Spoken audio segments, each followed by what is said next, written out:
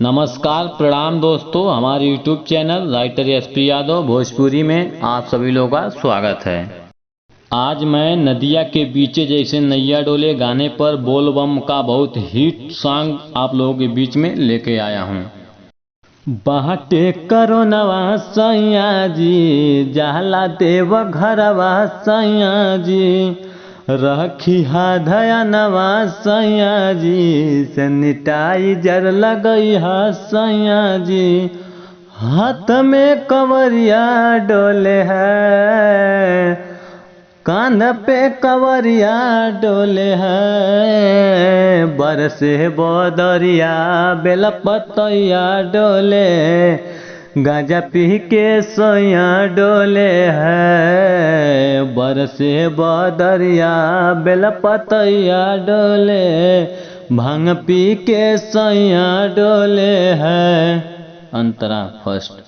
पाहतर पिया बड़ा रखिया खयलवा राजा, बोलब हम बोलत जया हरदम डगरिया राजा, लागल रही हा पूजावा में तुतिया घरदानी केनु हो, भोले बाबा दूर करिया पूरा परेशानी केनु हो, भांग के पतैया डोले है, बरसे बदरिया बेलपतैया डोले, गांजा पी के सैया डोले है, बरसे बदरिया बेलपतैया डोले, भांग पी के सैया डोले है।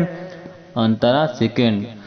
गते गते जई सैया चलता रहिया में, बड़ा भीड़ होला सैया बाबा के नगरिया में, बाटे कोरोनावा भीड़िया में मास्क लगाई लिया हो, चंचल यस यादव के तू समझाई दिया हो, कृपा बनई है भोले है, बरसे बदरिया बेलपतैया डोले, गांजा पी के सैया डोले है, बरसे बदरिया बेलपतैया डोले, भांग पी के सैया डोले है।